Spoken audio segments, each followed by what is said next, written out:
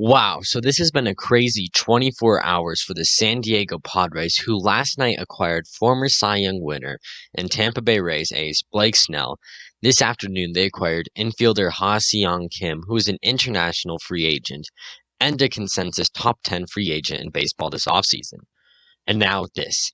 It was just announced that the Padres are going to acquire Cubs ace Yu Darvish and Victor Caratini for a package of Zach Davies, Owen Casey, Ismael Mania, Yeson Santana, and Reginald Preciado. This trade makes the team immensely better. In this video, I will break down who the players are going to each team and how this trade affects both the Cubs and the Padres. And as always, please like and subscribe, and tell me your guys' thoughts on the trade in the comments section below. Darvish, who is 35 years old, is owed $62 million over the next 3 years, so he's obviously not cheap. While Darvish would undoubtedly help the Cubs in their push to defend the National League Central title next season, their budget is very low. While previous general manager Theo Epstein made some very good signings, he also made some very bad ones, including Tyler Chatwood, Jason Hayward, and possibly the Yu Darvish signing as well. While during his first 2 seasons with the Cubs he struggled, he had a very good year in 2020. Last season, he had a 2.01 earned run average with a 93 to 13 strikeouts to walk ratio in 76 innings, while finishing second in the Cy Young voting behind Trevor Bauer. With this equation, Darvish is now presumably second in the rotation behind Blake Snell and before Dinelson Lamet and Chris Paddock, along with possibly Mackenzie Gore, giving the Padres an extremely nasty rotation. Another player going to the Padres is Cubs backup catcher Victor Caratini.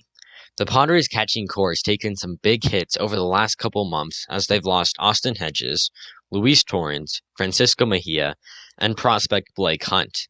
It seems likely that Caratini will back up starter Austin Nola, who the Padres acquired at the trade deadline last season. Since making his debut in 2017, Caratini has only had 677 plate appearances. However, he has still put up a solid slash line of 250, 327, 372, with an 85 OPS plus with 15 home runs. He's also been a very solid defender during his career as well. Caratini is a prime example of someone who is not good enough to start, but is a very solid backup. Caratini will also get a good amount of playing time as Austin Nola plays other positions. For the Cubs, they acquire pitcher Zach Davies, who can go and replace Darvish in the rotation. Since making his debut in 2015, Davies has put up a very solid 9.7 wins above replacement, along with a 3.79 ERA. This past season was especially solid for Davies, who came over from the Brewers in the Trent Grisham trade.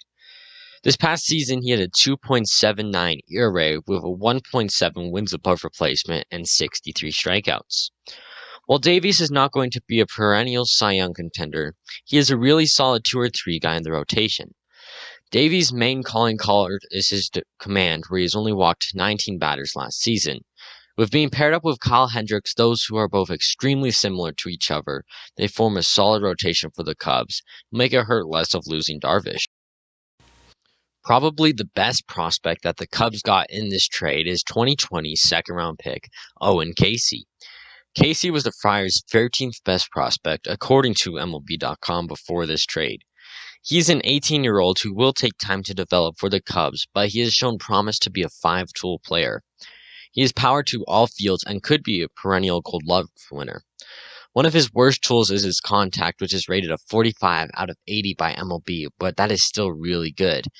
Had he not signed his $1.2 million signing bonus, he would have gone to the University of Michigan. Another prospect acquired by the Cubs in this trade is Reginald Preciado, who is very solid as well. He is ranked by MLB.com as the team's 11th best prospect. Like Casey, he is very young too, being 17, so it is obvious they're not planning on contending anytime soon.